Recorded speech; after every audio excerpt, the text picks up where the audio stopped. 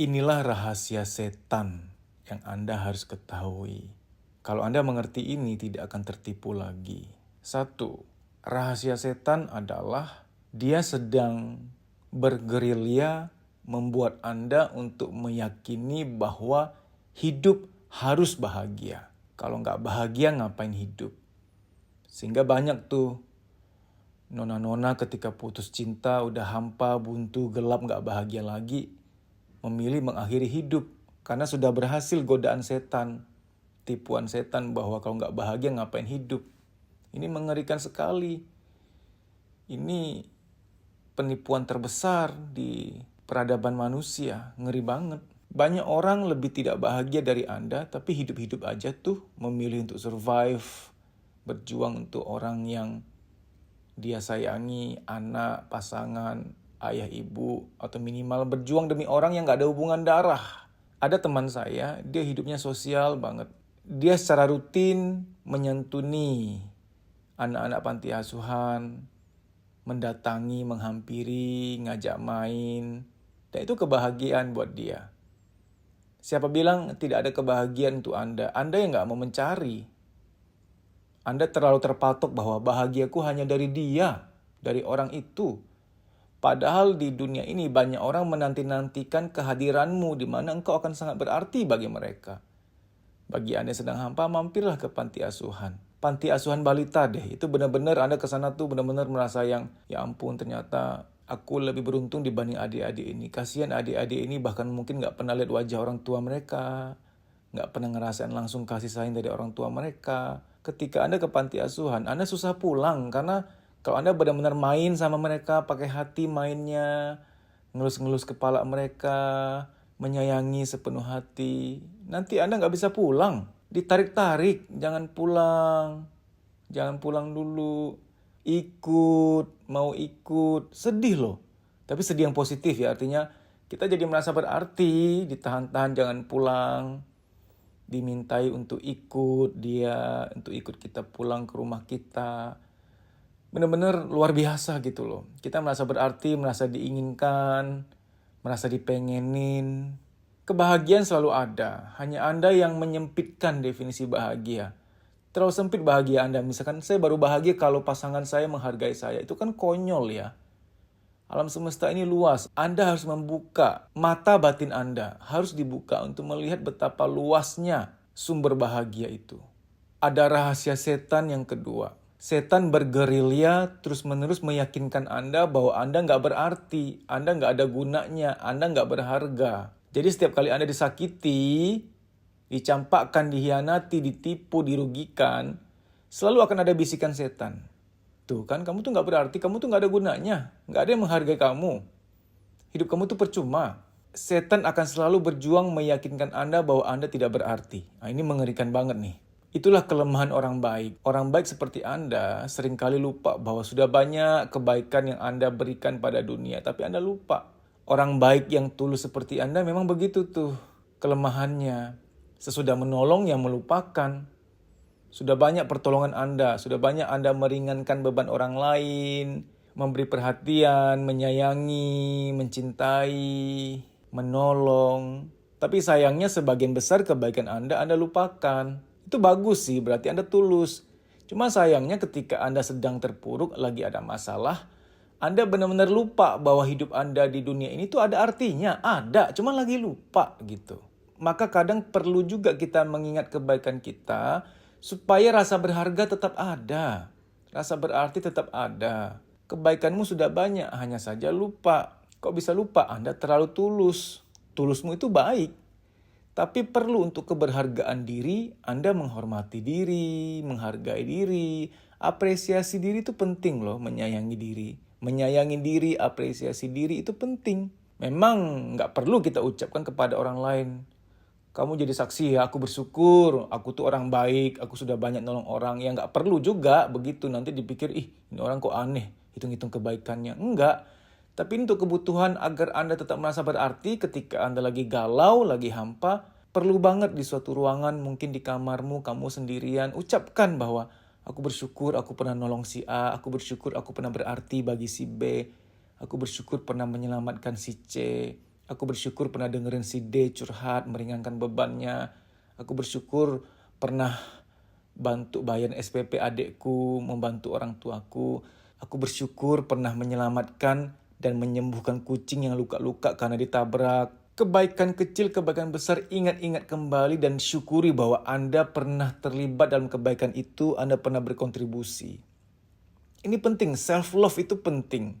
Anda sadar nggak setiap kali Anda disakiti oleh pasangan, orang tua, anak, keluarga, atau siapapun, pasti akan ada bisikan tuh kan, kamu tuh nggak dianggap, kamu tuh nggak berarti, kamu tuh nggak ada gunanya, kamu tuh nggak dihargai.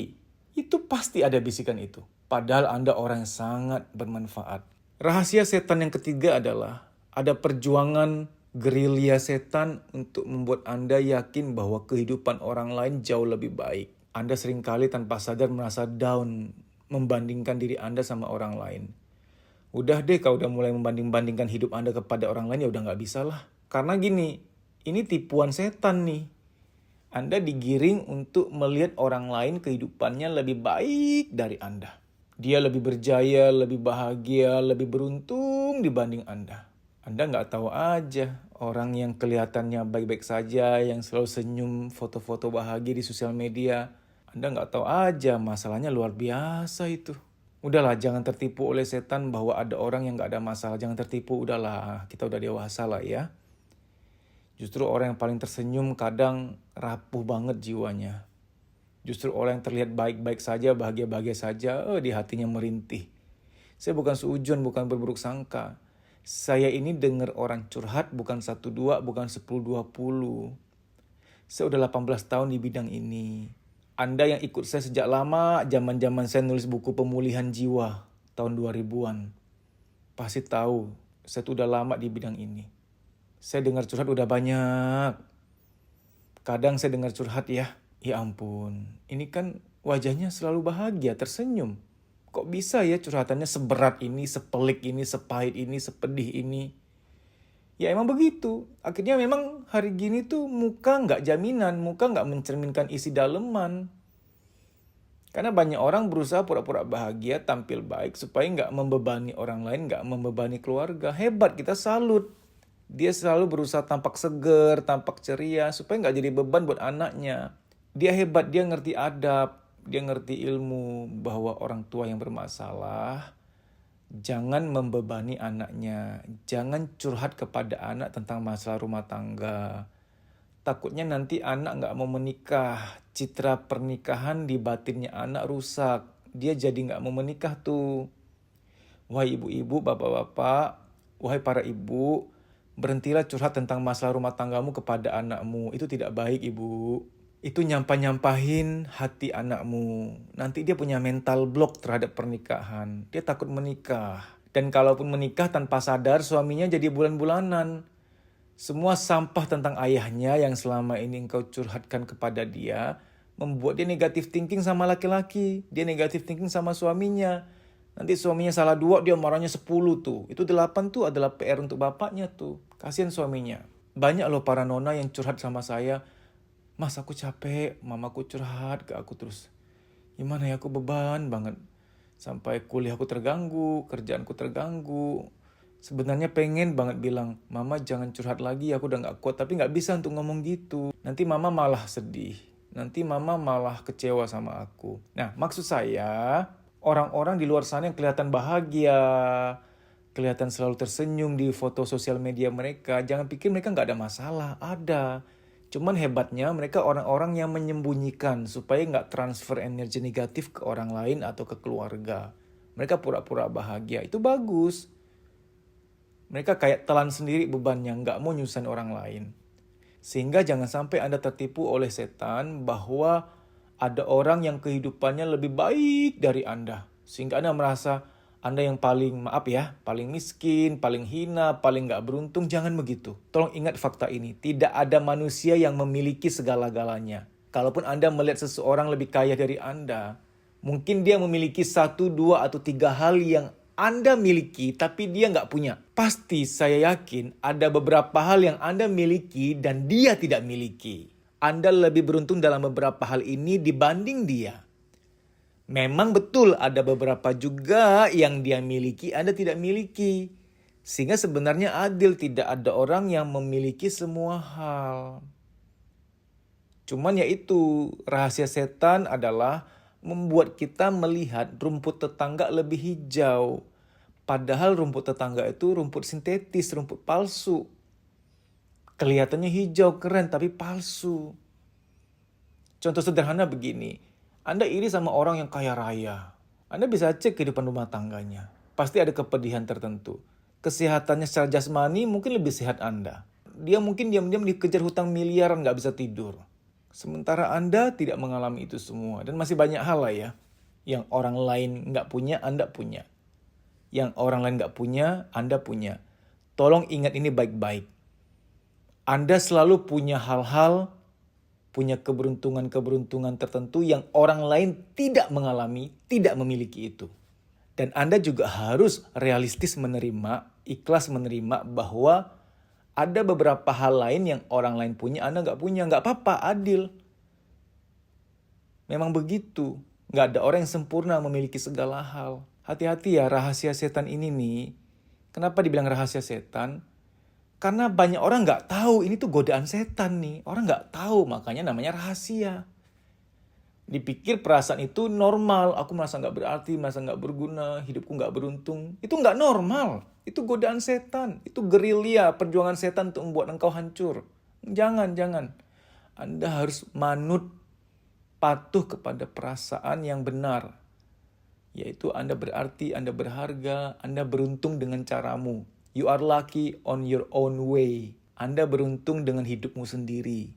Tidak ada orang yang benar-benar beruntung dan tidak ada orang yang benar-benar tidak beruntung. Semua ada di tengah-tengah medium. Karena yang benar-benar beruntung tuh orang yang memiliki segala hal. Kesehatan sempurna, harmonis keluarganya sempurna, kekayaan sempurna. Nggak ada, tidak ada. Harus banyak bersyukur. Kalau Anda bikin list, banyak nikmat dalam hidup Anda yang orang lain nggak punya. Bersyukurlah, itu akan membuat Anda mudah bahagia.